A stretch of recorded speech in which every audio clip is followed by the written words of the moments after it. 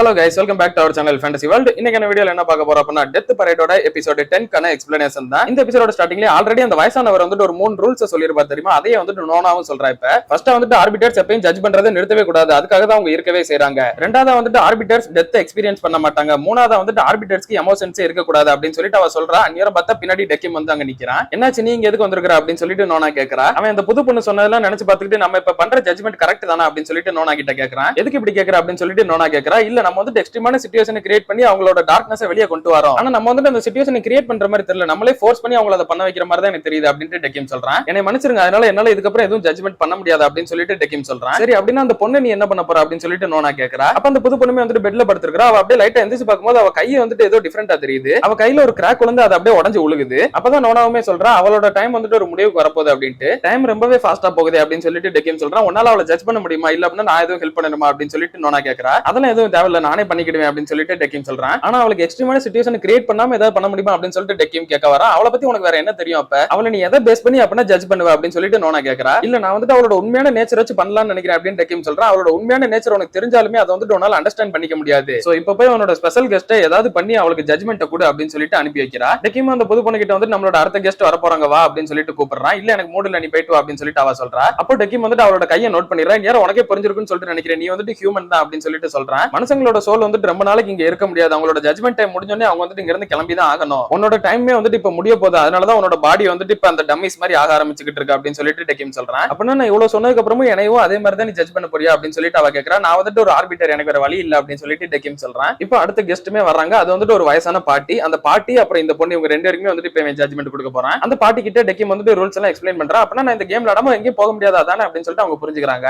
எனக்கு ஒன்னும் பிரச்சனை இல்லை, நான் வீட்டுக்கு போனாலும் சும்மா தான் இருக்க போறேன், வாங்க வேணா விளையாடுவோம் அப்படின்னு சொல்லிட்டு அவங்க சொல்லிடுறாங்க. அப்போ டெக்கிம் வந்துட்டு அந்த ரோலர் கீழே இறக்குறேன். இந்த பிக்சரை நான் எங்கேயோ பார்த்த மாதிரி இருக்கு அப்படின்னு சொல்லிட்டு அந்த பாட்டி ஏதோ நினைக்கிறாங்க. இப்போ அந்த பட்டனையுமே அந்த பாட்டி வந்துட்டு பிரஸ் பண்றாங்க. இவங்களுக்கு வந்து கேம் வந்துட்டு சீட்டு கட்டு, அதாவது கார்ட்ஸ் கேம் வந்துருக்குது. நீங்க ரெண்டு பேர் மட்டும் இல்ல விளையாட போற கிடையாது, நானுமே அவங்க கூட வந்து ஜாயின் பண்ணிக்கிறேன் அப்படின்னு சொல்லிட்டு டெக்கிம் சொல்றான். மூணு பேருமே இப்ப சேர்ந்து விளையாடுறாங்க. இதோட ரூல்ஸ் வந்துட்டு ரொம்பவே சிம்பிள் தான். மூணு பேருக்கு ஈக்குவலான கார்ட்ஸை பிரிச்சு கொடுத்துருவாங்க. ஃபர்ஸ்ட் இவங்க வந்துட்டு சேமா இருக்கிற நம்பர்ஸ் எல்லாத்தையும் தூக்கி கீழே போட்டுறணும். இப்போ 5 5ன்னு சொல்லிட்டு ஒரு ரெண்டு இருக்குன்னு வச்சுக்கோங்களேன், ரெண்டுமே சேமா இருக்குது, அந்த ரெண்டுமே இவங்க அப்படியே கீழே போட்டுறலாம். இது வந்துட்டு எந்த சிம்பிள் இருந்தாலும் பிரச்சனை இல்ல, ஹார்ட் டைமண்ட் வெத்தலை அப்புறம் இன்னொரு சிம்பிள் சொல்லுவாங்க, அது எனக்கு பேர் தெரியல. இந்த 4 சிம்பிள்ல எது இருந்தாலும் பரவாயில்ல, 5 5ன்னு சொல்லிட்டு மேட்சிங் ஆறதால தூக்கி இவங்க கீழே போட்டுறலாம். இதே மாதிரி ரெண்டு பேர் ஜே ஜே கே கே அது மாதிரி எல்லாமே சேமா இருந்தது அப்படின்னா தூக்கி இவங்க கீழே போட்டுறலாம். கேம் முடியறப்ப கடைசியில யார் கையில ஜோக்கர் இருக்கோ அவங்க தான் வந்துட்டு தோத்தவங்க. இவ்வளவுதான் சிம்பிளான ரூல். இவங்க ஃபர்ஸ்ட் அதே மாதிரி விளையாட ஆரம்பிக்கிறாங்க. மூணு கையில நிறைய கார்ட்ஸ் இருக்குது, அதுல வந்துட்டு மேட்சிங்கா இருக்கிற எல்லாத்தையுமே தூக்கி ஃபர்ஸ்ட் கீழே போட்டுறாங்க. இப்போ வந்துட்டு எல்லாமே ஒன்னொன்னு தான் இருக்கும், அதனால ஒருத்தர் வந்துட்டு இன்னொருத்தர் கிட்ட இருந்து கார்டு எடுக்கணும். அவங்க வந்துட்டு மறைச்சு வச்சிருப்பாங்க. இவங்க எதை எடுக்காங்கன்னு சொல்லிட்டு உங்களுக்கே தெரியாது, எடுத்ததுக்கு அப்புறம் தான் தெரியும். அப்படி ஏதாவது மேட்ச் ஆச்சு அப்படின்னா அதை தூக்கி கீழே போட்டுறலாம். இப்படியே லாஸ்ட் வரை மூணு பேருக்குள்ள ரொட்டேஷன் போய்கிட்டே இருக்கும். யார் கையில லாஸ்ட் ஜோக்கர் வருதோ அவங்க தோத்தவங்க. இது நார்மலான கார்ட்ஸ் மாதிரி தானா அப்படின்னு சொல்லிட்டு அந்த பாட்டி கேக்குறாங்க.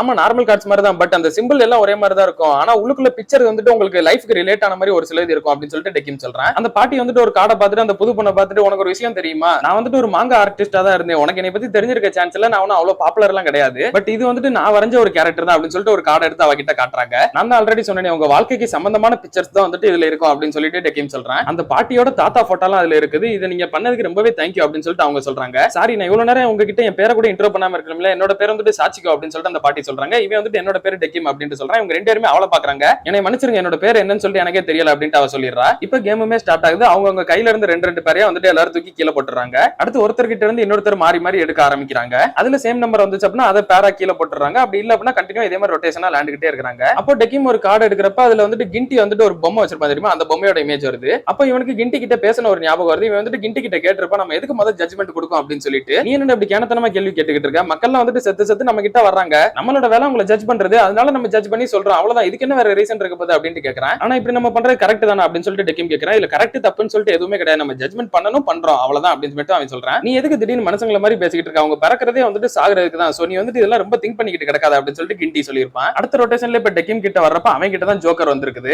அடுத்த ரொட்டேஷன்ல டெக்கிம் கிட்ட இருந்து தெரியாம அந்த பொண்ணு வந்துட்டு ஜோக்கர் எடுத்துறா. இன்னொரு பக்கம் நோனா வந்துட்டு குயினோட இடத்துக்கு வந்திருக்கா. எனக்கு வந்துட்டு அந்த புது பொண்ணு இருக்கா தெரியுமா, அவளோட மெமரிஸ் எல்லாமே வேணும், நீ தான் எடுத்து வச்சிருப்பா, எனக்கு இப்ப தேடி எடுத்தா அப்படின்னு சொல்லிட்டு கேக்குறா. இவங்க இந்த பக்கம் கண்டினியூ விளையாண்டுட்டு இருக்கப்ப அந்த பாட்டிக்கு வந்துட்டு ஒரு கார்டு வருது. அந்த கார்டை பார்த்தோன்னே அவங்களுக்கு ஒரு மெமரி வருது. இவங்க வந்துட்டு அந்த கார்டுல இருக்க பொம்மையை தான் வந்துட்டு வரையணும்னு சொல்லிட்டு நினைச்சிருப்பாங்க. பட் அந்த பேப்பர்ல ஸ்டார்ட் பண்றதுக்கு முன்னாடியே வந்துட்டு அவங்க இந்த கார்டுல அந்த பிக்சரை பாக்குறாங்க. இது ஏதோ மேஜிக் மாதிரி இருக்குல்ல அப்படின்னு சொல்லிட்டு அந்த பாட்டி சொல்றாங்க. இல்ல எனக்கு புரியல அப்படின்னு சொல்லிட்டு டெக்கிம் கேக்குறான். இல்ல ஒண்ணும் இல்ல அப்படின்னு சொல்லிட்டு அவங்க சொல்லிடுறாங்க. இப்போ அந்த பாட்டி கையில எந்த ஒரு கார்டுமே இல்ல, எல்லா கார்டையுமே கழிச்சிட்டாங்க. அவங்க தான் வந்துட்டு ஃபர்ஸ்டா வின் பண்ணிருக்காங்க. அப்ப அந்த பாட்டி வந்து டெக்கிமை பார்த்து நான் அவங்க கிட்ட ஒரு கேள்வி கேட்கிறேன், அதுக்கு மட்டும் உண்மையா பதில் சொல்லு அப்படின்னு சொல்றாங்க. சரி கேளுங்க அப்படின்னு சொல்லிட்டு டெக்கிமோ சொல்றான். இது வந்துட்டு ஆஃப்டர் லைஃப் அப்படின்னு சொல்லிட்டு அவங்க கேக்குறாங்க. ஆமா அப்படின்னு சொல்லிட்டு டெக்கிம் சொல்றான். சொல்லலாம் நான் அப்பவே நினைச்சேன் அப்படின்னு சொல்லிட்டு அந்த பாட்டி சொல்றாங்க. எதுக்கு இப்ப சொன்ன அப்படின்னு சொல்லிட்டு அந்த புது பொண்ணு கேக்குறா. இதை இதுக்கப்புறம் நம்ம மறைக்கணும்னு சொல்லிட்டு எந்த அவசியமும் இல்ல அப்படின்ட்டு டெக்கிம் சொல்றான். சரி நீங்க எப்ப இதை கண்டுபிடிச்சீங்க அப்படின்னு சொல்லிட்டு டெக்கிம் கேக்குறா. இப்ப கொஞ்ச நேரத்துக்கு முன்னாடி தான் நான் வந்துட்டு அந்த கார்ல அந்த பிக்சரை பார்த்தேன் தெரியுமா, அப்பதான் கன்ஃபார்ம் பண்ணேன். இந்த கேரக்டரோட பேர் வந்துட்டு மியூ. இந்த படத்தை நான் ஆக்சுவலா வரையவே இல்ல, என்னோட அடுத்த மங்கள இந்த கேரக்டரை நான் யூஸ் பண்ணணும்னு சொல்லிட்டு நினைச்சிருந்தேன். இந்த கேரக்டர் நான் வரைய கூட ஆரம்பிக்கல, ஆனா என்னோட மைண்ட்ல எப்படி இருக்கும்னு சொல்லிட்டு நான் இமேஜின் பண்ணேனோ அதே இமேஜினேஷன் இந்த கார்ட்ல இருந்தது. அப்பவே நான் புரிஞ்சுக்கிட்டேன் இது ரியாலிட்டி இல்லன்னு சொல்லிட்டு. அதை வச்சுதான் நான் வந்துட்டு கண்டுபிடிச்சேன். ஆனா உங்களுக்கு ரொம்பவே தேங்க்யூ, எனக்கு இது ரொம்பவே பிடிச்சிருந்தது அப்படின்னு சொல்லிட்டு அந்த பாட்டி சொல்றாங்க. எது இந்த கேம் விளையாண்டதா அப்படின்னு சொல்லிட்டு டெக்கிம் கேக்குறான். ஆமா, எனக்கும் என்னோட ஹஸ்பண்டுக்கும் குழந்தைங்களே கிடையாது, அதனால நான் வரைகிற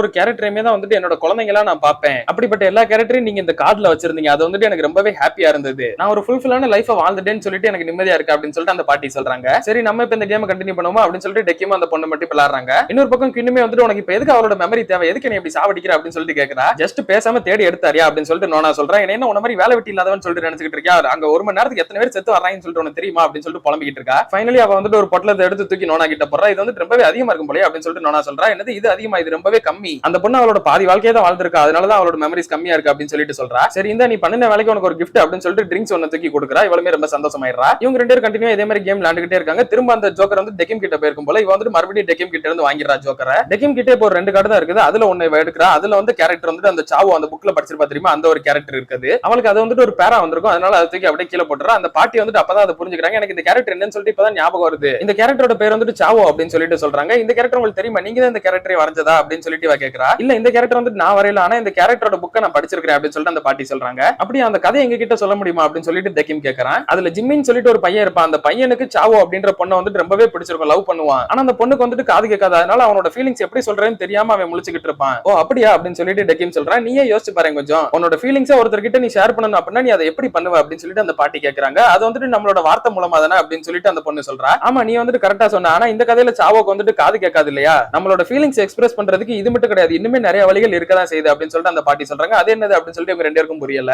அப்போ அந்த பாட்டி வந்துட்டு சாவோட கார்டை எடுத்து காட்டுறாங்க. அதை பார்த்து அவ புரிஞ்சுக்கிறா அந்த பொண்ணோட ஸ்மைல் அப்படின்னு சொல்லிட்டு. ஆமா ஒருத்தரோட சிரிப்பு தான், ஒருத்தர் வந்துட்டு சிரிக்கிறாங்க அப்படின்னா அவங்க வந்துட்டு ரொம்பவே ஹாப்பியா இருக்காங்கன்னு சொல்லிட்டு அர்த்தம். அதே சோகமா இருந்தாங்க அப்படின்னா அவங்களோட முகத்தை சுழிச்சுக்கிட்டு இருப்பாங்க. இதுதான் வந்துட்டு மனுஷங்க, அவ்வளவுதான். இது ரொம்பவே அமேசிங்கா இருக்குல்ல, எல்லா மனுஷங்களுமே காமனா பேசுற ஒரே ஒரு லாங்குவேஜ் இதுதான் அப்படின்னு சொல்லிட்டு அந்த பாட்டி சொல்றாங்க. அப்போ இந்த புது பொண்ணுக்கு வந்துட்டு அவளோட பழைய மெமரி வர ஆரம்பிக்குது. இவன் சின்ன வயசுல அவங்க அம்மா கிட்ட எனக்கு சாவோ புக்கை படிச்சு காட்டுங்க அப்படின்னு சொல்லிட்டு தான் கேட்பா. அவளுக்கு இந்த புக் ரொம்பவே பிடிக்கும். உனக்கு இந்த புக்ல எந்த பார்ட் ரொம்பவே பிடிக்கும் அதை சொல்லி நான் வாசிச்சு காட்டுறேன் அப்படின்னு அவங்க அம்மா சொல்றாங்க. இவன் வந்துட்டு சிரிச்சு காட்டுறா. ஓ அந்த பார்ட் தான் எனக்கு ரொம்பவே பிடிக்கும், அந்த பொண்ணு சிரிக்கிறது தானே அப்படின்னு சொல்லிட்டு அவங்க அம்மாவும் சொல்றாங்க. அந்த மெமரியில இவன் நினைச்சு பார்த்துட்டு என்னோட பேர் எனக்கு இப்ப ஞாபகம் வந்துருச்சு, என்னோட அம்மா என்னோட பேரை சொல்லி கூப்பிட்டுருக்காங்க, என்னோட பேர் வந்துட்டு சியூகி அப்படின்னு சொல்லிட்டு சொல்றா. அப்ப வந்துட்டு இவளுக்கு அவங்களோட அம்மாவோட ஞாபகம் ரொம்ப வந்துருது. அதை நினைச்சு அப்படியே உட்காந்து அழுதுகிட்டு இருக்கா. அடுத்து கொஞ்ச நேரத்துல கண்ணை தொடச்சு எழுந்திருச்சிடுறா. சரி இப்ப நம்ம கேம் கண்டினியூ பண்ணலாமா அப்படின்னு சொல்லிட்டு டெக்கிம் கேட்கறான். அவளுமே 2 கார்டை நீட்றா. அதுல ஜோக்கர் இருக்குது, இன்னொரு கார்டுல வேற இருக்குது. அதை வந்துட்டு கரெக்டா எடுத்துறான். டெக்கிம் வந்துட்டு ஜோக்கர் எடுக்கல. டெக்கிம் வந்துட்டு ஆல்ரெடி ஏஸ் தான் வச்சிருப்பா. இவ கிட்ட இருந்துமே ஏஸ் தான் எடுத்திருப்பா. அதனால இவன் கார்டை கீழே போட்டுறான். இவன் கிட்ட இப்ப கார்டு முடிஞ்சிருது. கடைசியில ஜோக்கர் இருக்கிறது வந்துட்டு அந்த புது பொண்ணு அதாவது சியோகி கிட்ட தான். இந்த கேம் முடிஞ்சதுக்கு அப்புறமா அந்த பாட்டி வந்து இவங்க 2 பேரும் லிஃப்ட்ல போய் ஏத்தி விடுறதுக்காக போறாங்க.